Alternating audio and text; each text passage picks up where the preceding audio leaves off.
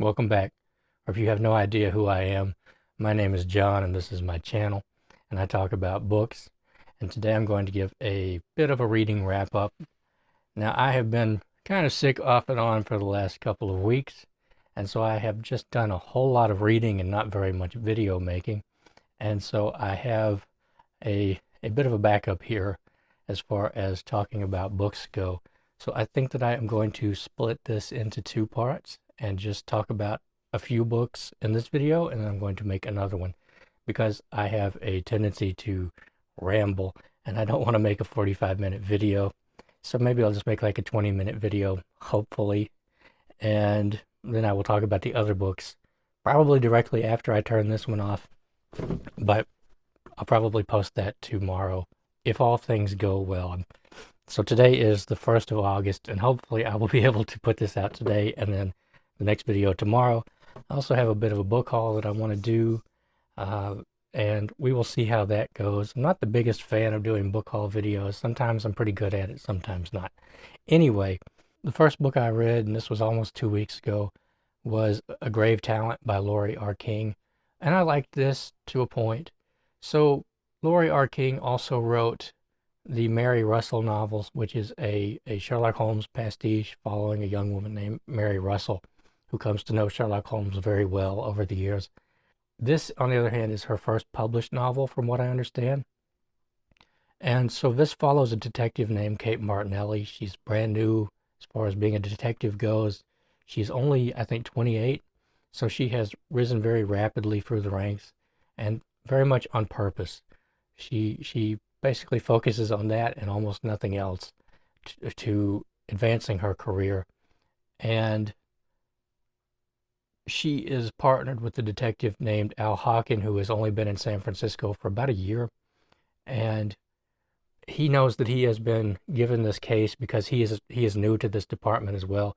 And if he messes it up, they can just get rid of him and it's no big deal.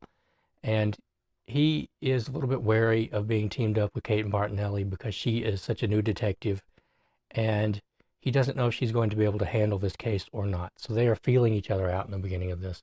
They are brought together because there has been a series of child abductions and murders in San Francisco, and the bodies have been dumped very near to the same property.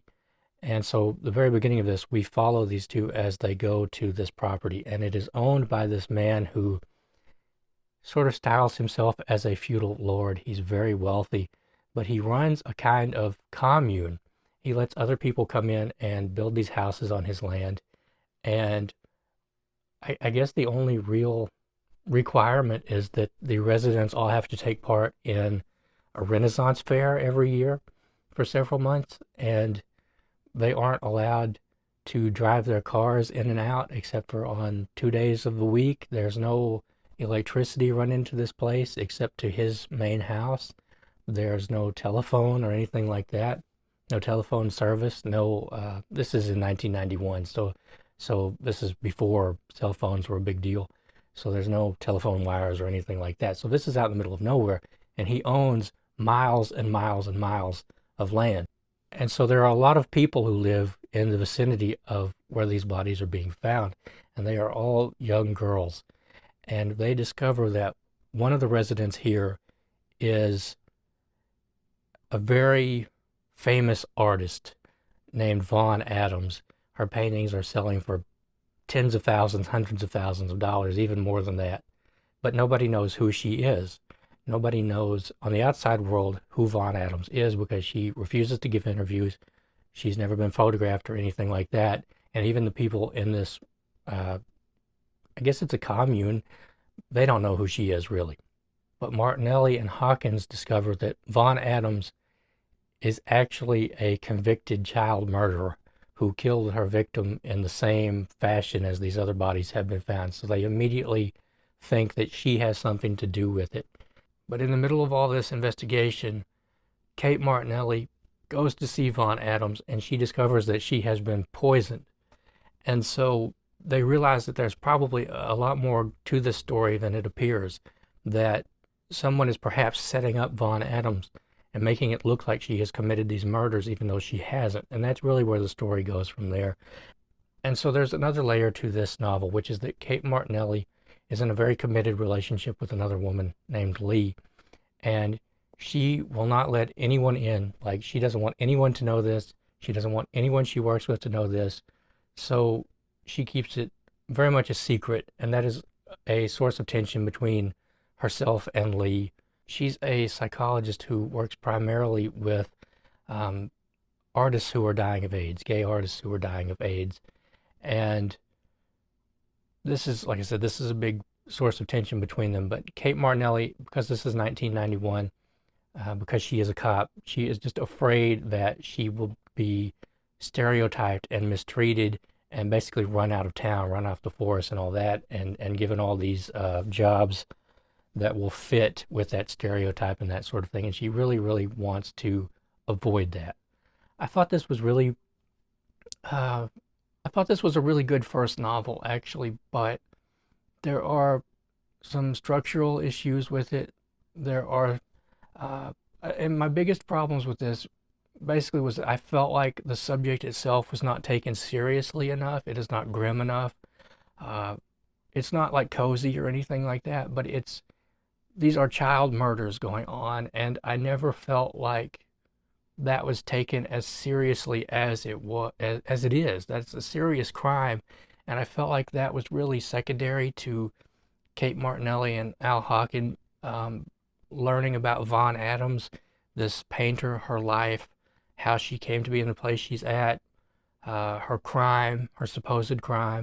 And so I just felt like that was not taken seriously enough for my taste, because I felt like that was almost entirely avoided. The emotions of that, the parents of these children are just very much background. Like, the detectives never go to meet them in this book or anything like that. These are very serious crimes, and I felt like that weakened the book quite a bit because it just wasn't taken seriously enough. Right? I didn't need to be like grisly or gruesome or anything like that. I just wish that that had been taken more seriously. I don't really know how to say that any better than that. That all was secondary to what was going on between these characters, and I just felt like that should have been more at the forefront. And my other issue with it was structural. So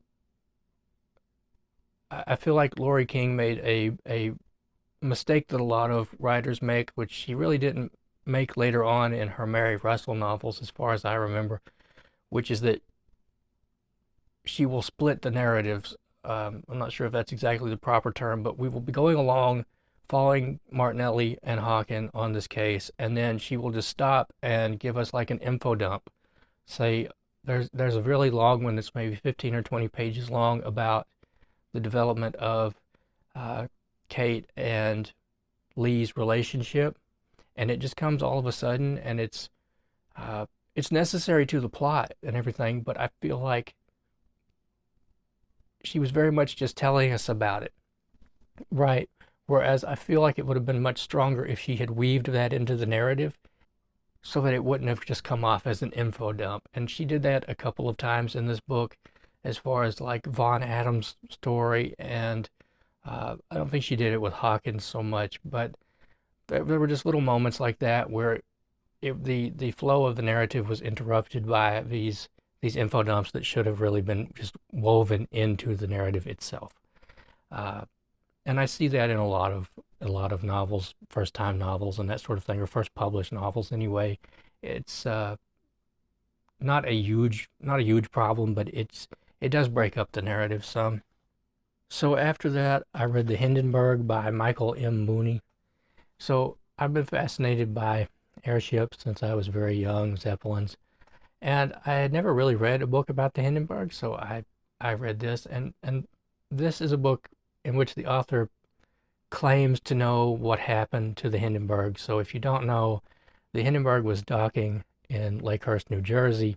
It was within the last minute or so before it would have landed, and it caught on fire and burnt up and crashed, and a lot of people died. I think 36 people died, a couple people who were on the ground. So they would put down these long lines and people would grab onto them, something I would never want to do.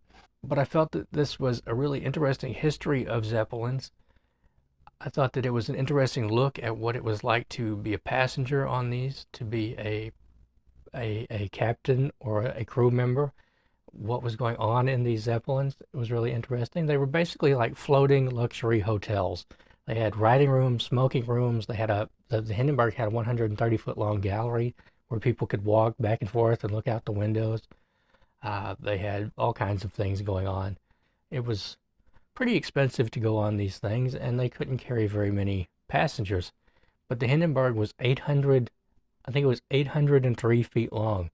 It was the size of three 747s back to back, right? So the immensity of these Zeppelins is just really unimaginable to us because, I saw the Goodyear blimp a couple of years ago, and it's something like 200 feet long, somewhere in there, maybe a little bit longer. And I saw it from several miles away, and it was huge, right? And so the Hindenburg was 4 times that size. It's just crazy to think about. And he goes over how these things were made, how they functioned, how they were built. Uh, they had steel beams. They had a steel skeleton, and they had these gas bags inside them that were filled with hydrogen, which is very flammable, very, very flammable. He talks about how these other Zeppelins had crashed and that sort of thing, and the history of them in the First World War, where they were actually used as bombers by the Germans to bomb London and that sort of thing. He talks about how in the 30s, when the Nazis came to power, they were really pressuring I guess the CEO of the Zeppelin company to uh, put swastikas on it to name the Hindenburg after Adolf Hitler and that sort of thing. And that was all interesting because he was resisting the whole time, and they basically intimidated him into doing that. And now Michael Mooney talks about how there was a crew member, and he had an older girlfriend who she really liked men, and he was trying really hard to impress her, and they were going to these cafes. He was reading books, and Michael Mooney says that basically this crew member decided that the way to impress his girlfriend was to blow up the Hindenburg, and he set the bomb wrong so that it blew up while it was still in the air. He meant for it to blow up on the ground so that fewer people would be killed. And I have absolutely no idea how he came to that conclusion. The crew member in question died in the crash. And so basically it's all conjecture, it's all speculation on his part. And I feel like if that crew member had lived, this would have been slanderous, right? Because he gives us it's very much an afterthought. Like, oh yeah, by the way, this crew member had a bomb and he blew up the Hindenburg. And it's just like, well, how did you come to that conclusion? Where is your evidence? Who said that? Who are these people you were claiming to have interviewed? Because he did apparently track down this crew member's girlfriend and talk to her, and she said, oh yeah, he did it, but he doesn't give us her name. He even says that at one point these other people who knew him said that this woman didn't even exist. So did she exist or did she not?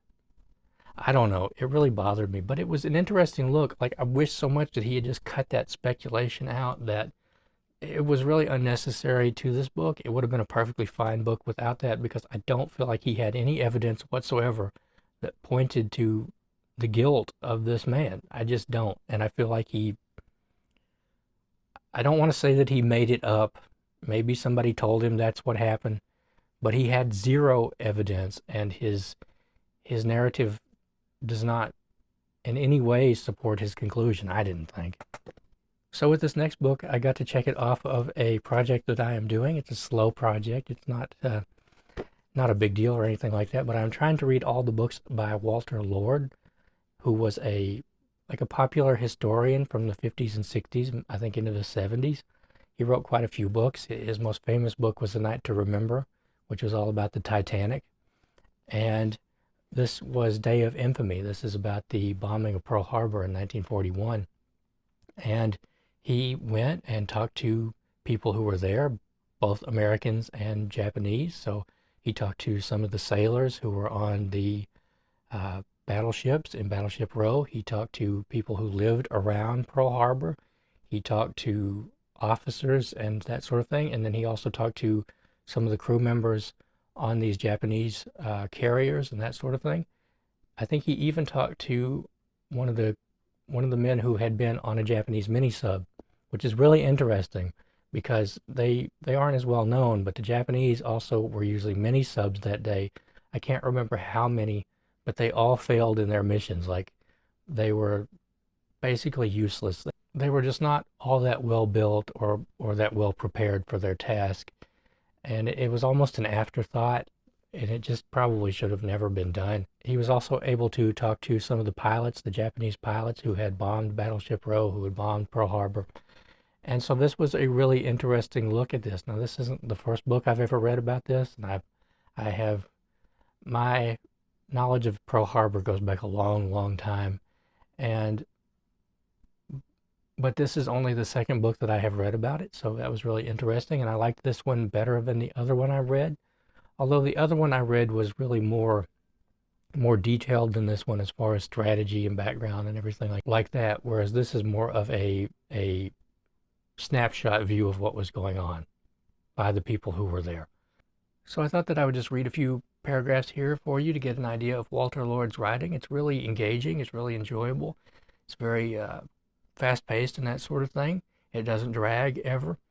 And I guess I should give you some background. So Pearl Harbor is a Navy base. I believe it's in Honolulu, or right off Honolulu in Hawaii.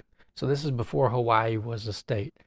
And in the middle of Pearl Harbor is Ford Island, and there was an air base on that, like an airstrip.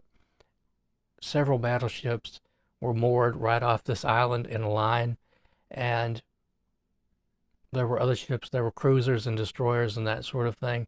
And the Japanese military had plotted to secretly come in from the north. I believe it was from the north, and about 200 miles from Hawaii, they sent out several fleets of these fighters and bombers at I think it was around 7:30 in the morning on a Sunday morning. Anyway, we'll get to this. Another plane glided toward the Nevada. Again, the machine guns in her foretop blazed away. Again, the plane wobbled and never pulled out of its turn. The men were wild with excitement as it plowed into the water alongside the dredge pipe just astern.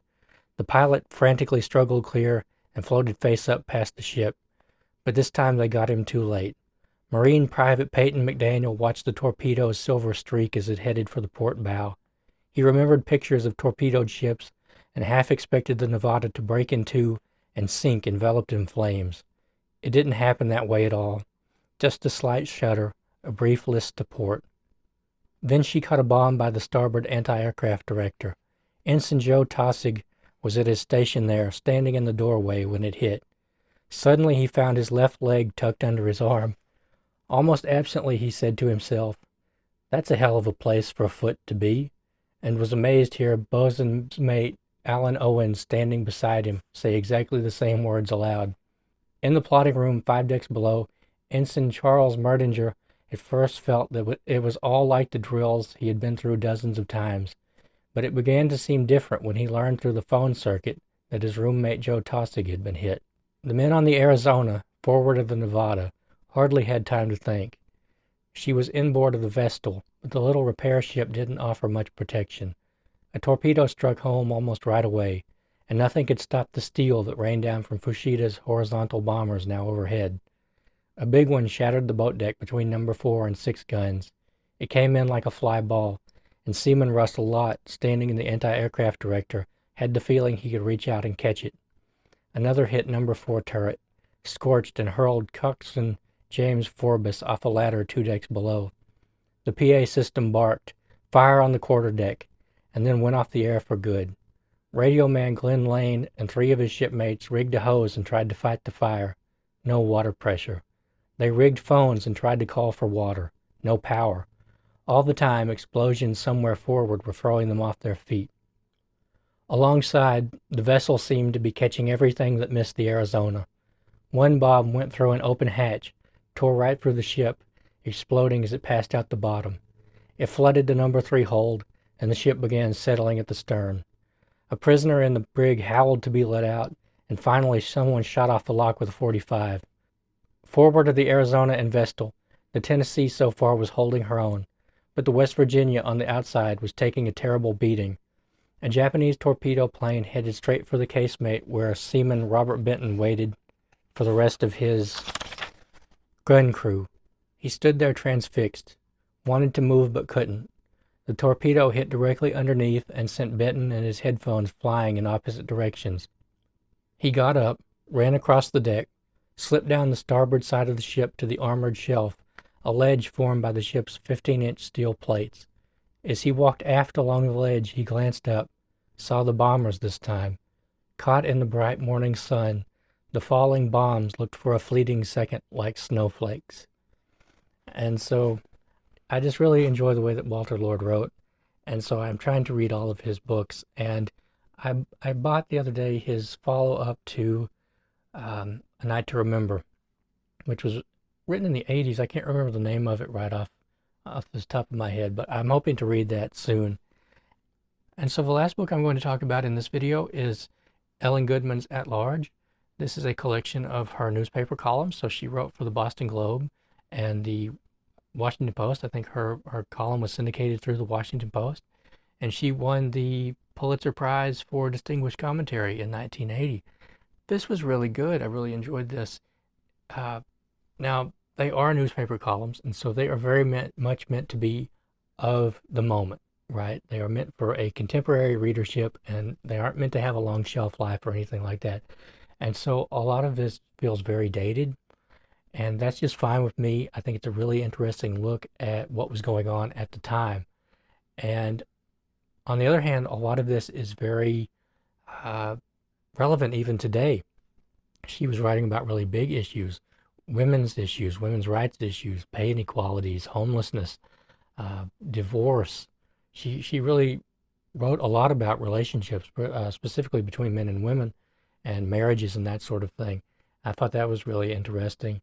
It was really interesting, like the terms she used, the language that she was using very much put her in that early 70s, or late 70s, early 80s.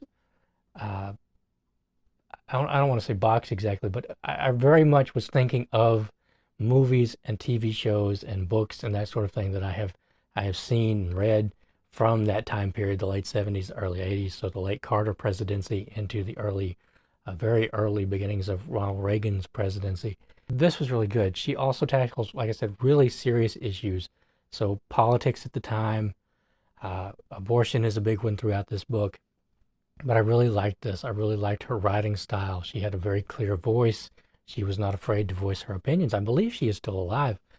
And she was in her late 30s at this time, from what I remember. And so it very much deals with like well-educated upper middle class issues and specifically women's issues. But I really enjoyed this. It was kind of like turning back the clock and seeing what people were dealing with in that time period. And I really like to read newspaper columns for that reason, collections of newspaper columns. And yeah, I read this whole thing in one day. I was kind of sick at the time, and I just read this whole thing. And they're newspaper columns, so they're not really hard to get through or anything like that. But there are still quite a few of them, and I really enjoyed this. I would read more books by Ellen Goodman anytime. And that is it. I'm going to talk about these other books in another time, because I have been making this video for over 45 minutes now, and I have messed up numerous times, and I think I'm going to go now and edit this video and post it. So let's see what time it is right now. It is, let's see, 11:25 on August 1st. We'll see what happens. And I want to thank you very much for joining me today, and I'll see you next time.